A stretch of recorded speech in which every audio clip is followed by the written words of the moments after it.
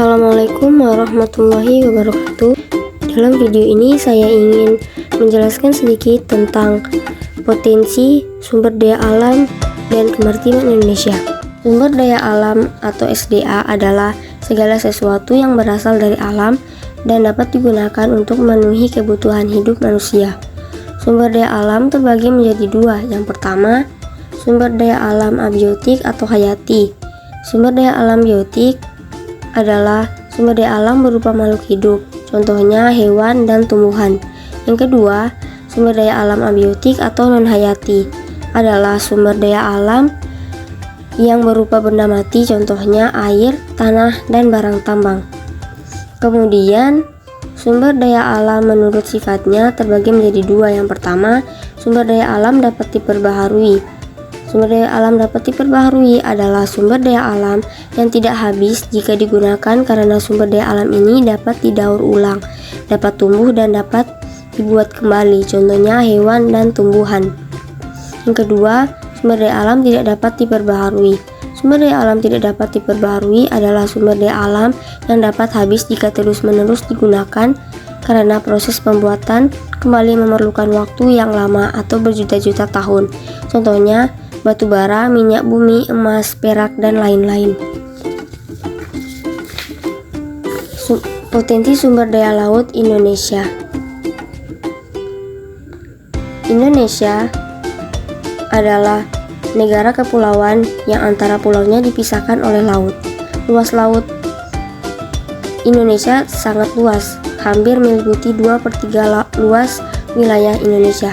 Luas laut tersebut tentu mengandung potensi yang luar biasa besar, diantaranya berupa ikan, terumbu karang, hutan mangrove, minyak bumi, nikel, emas, bauksit, dan masih banyak lagi.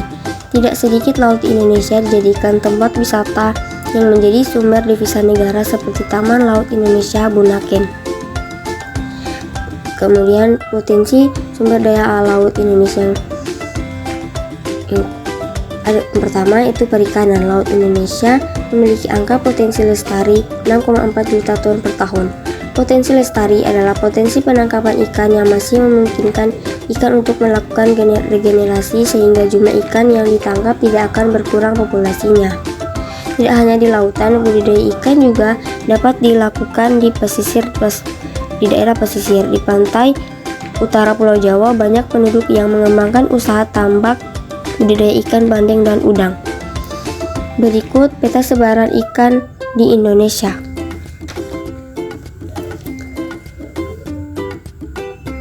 Potensi sumber daya laut Indonesia yang kedua yaitu hutan mangrove atau hutan bakau, yaitu hutan yang terletak di daerah pasang surut air laut. Pada saat pasang, hutan mangrove tergenang air laut, dan pada saat surut, hutan mangrove bebas dari genangan air laut. Biasanya hutan mangrove berkembang di daerah pesisir pantai yang terlindung muara, sungai, atau laguna. Tumbuhan yang hidup di hutan mangrove tahan terhadap air garam. Fungsi hutan mangrove atau hutan bakau ada dua, yaitu fungsi ekologis dan fungsi ekonomis. Yang pertama, fungsi ekologisnya yaitu sebagai habitat atau tempat hidup binatang laut untuk berlindung, mencari makan, dan berkembang biak. Selain itu, hutan mangrove berfungsi mencegah intrusi air laut, erosi, dan abrasi pantai. Yang kedua, fungsi ekonomisnya yaitu hutan mangrove memiliki nilai ekonomis dari kayu dan makhluk hidup yang ada di dalamnya. Seperti kayunya bisa dijadikan kayu bakar dan bahan pembuatan arang.